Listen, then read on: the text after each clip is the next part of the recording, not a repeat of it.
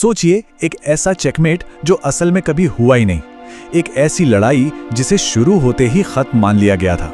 लेकिन अब वो एक बहुत ही खतरनाक और अप्रत्याशित जंग में बदल चुकी है। तो आइए इस पूरी कहानी की तह तक चलते हैं। तो सबसे बड़ा सवाल आज यही उठता है, क्या ईरान ने वाकई अमेरिका और इजराइल का चेकमेट पलट दिया है? क्योंकि जो लड़ाई एक तरफा लग रही थी, उसने अब एक ऐसा मोड़ ले लिया है जिसके बारे में किसी ने सोचा भी नहीं था। तो देखिए, इस कहानी की शुरुआत होती है एक ऐसे हमले से जिसे चेकमेट माना जा रहा था। मतलब एक ही चाल में खेल खत्म। तारीख थी 28 फरवरी 2026। अमेरिका और इजराइल ने मिलकर ऑपरेशन एपिक फ्यूरी लॉन्च किया। कुछ ही घंटों के अंदर ये खबरें आने लगीं कि ईरान के सुप्रीम लीडर खामेनेई और उनके सारे टॉप कमांडर्स एक ही झटके में मारे गए हैं। और अगले ही दिन पश्चिमी मीडिया की हेडलाइंस में था एक निर्णायक चेकमेट।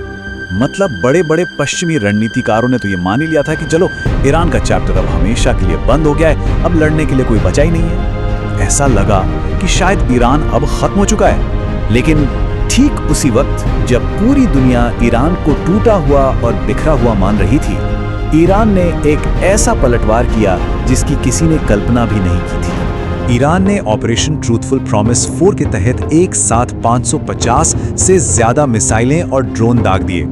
ये एक सैचुरेशन अटैक था। इसका मतलब क्या है? इसका मतलब यह है कि इतने सारे हमले एक साथ किए गए कि दुश्मन का डिफेंस सिस्टम उन्हें रोक ही नहीं पाया, पूरी तरह से चौंक गया। ईरान के रेवोल्यूशनरी गार्ड्स ने दावा किया कि उनकी मिसाइलों ने सीधे इजरायली प्रधानमंत्री के दफ्तर और वायुसेना के हेडक्वार्टर को निशाना बनाया है।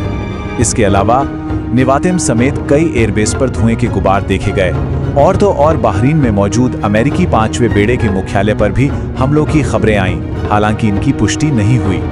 लेकिन इस जंग का सबसे हैरान करने वाला मोड़ तब आया जब अमेरिका के 3 सबसे एडवांस्ड F-15 स्ट्राइक ईगल विमान आग का गोला बनकर जमीन पर आ गिरे। अब अमेरिका कह रहा है कि यह फ्रेंडली फायर था, यानी गलती से अपने ही लोगों ने मार गिराया। वहीं ईरान इसे अपनी एक बहुत बड़ी जीत बता रहा है। सच जो भी हो, इस एक घटना ने अमेरिका की हवाई ताकत पर एक बहुत बड़ा सवालिया निशान लगा दिया है। तो सवाल ये उठता है कि ईरान ने ये सब किया कैसे? वो ईरान जो खत्म माना जा रहा था, वो इतना ताकतवर कैसे हो गया? ऐसा लगता है कि ईरान ने अपने सबसे बड़ी हार को ही अपना सबसे बड़ा हथियार बना लिया। देखिए, यहाँ अमेरिका और इजराइल से एक बहुत बड़ी रणनीतिक भूल हुई। उन्होंने सोचा कि सिर काट दो तो शरीर अपने आप मर जाएगा। लेकिन ईरान का मॉडल कुछ और ही निकला। ये एक विकेंद्रित युद्ध का मॉडल था।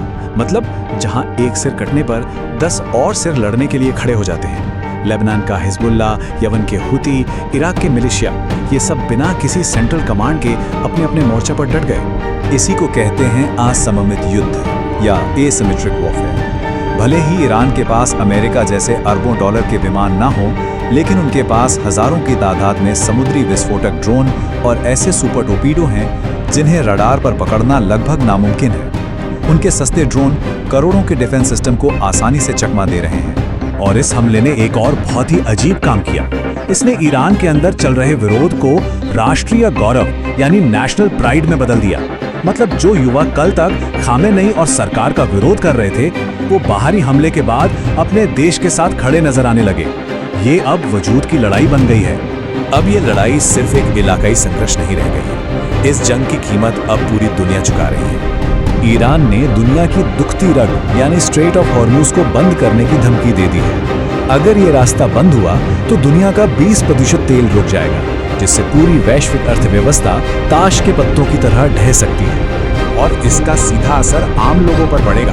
पेट्रोल डीजल की कीमतें आसमान छूने लगेंगी, जो हर देश की अर्थव्यवस्था को हिलाकर रख सकती है। इसी डर की वजह से अब अंतर्राष्ट्रीय दबाव भी बढ़ने लगा है। अमेरिका के अंदर ही कमला हैरिस जैसे बड़े नेता इस जंग के खिलाफ बोल रहे हैं। ब्रिटेन में इतने विरोध प्रदर्शन हुए कि सरकार को अपने बेस के इस्तेमाल पर रोक लगानी पड़ी। दुनिया भर से यही दबाव आ रहा है कि बस करो, कहीं ये तीसरे विश्व युद्ध में ना बदल जाए। तो अब हम सब एक ऐसे मोड़ पर आके खड़े हो गए हैं जहां से भविष्य बिल्कुल अनिश्चित है और कोई भी आसान रास्ता नजर नहीं आ रहा। अमेरिका और इजराइल ने सोचा था कि वो एक ही टारगेट पर हमला कर रहे हैं, लेकिन उन्हें ये एहसास ही नहीं हुआ कि वो एक ऐसे मधुमक्खी के छत्ते में हाथ डाल रहे हैं जिसका कोई एक राजा है ही नहीं। अब हकीकत ये है कि ये जंग एक ऐसे दलदल में फंस गई है जहां पीछे हटने का मतलब है हार और आगे बढ़ने का मतलब है एक कभी ना खत्म होने वाली लड़ाई। और शायद जीत की कीमत इतनी ज्यादा है कि कोई भी उसे चुकाना नहीं चाहेगा। इसलिए आज सवाल ये नहीं है कि ये युद्ध कौन जीतेगा। असली सवाल और सबसे डरावना सवाल ये है कि जब ये सब खत्म होगा तो इस दुनिया का क्या बचेगा।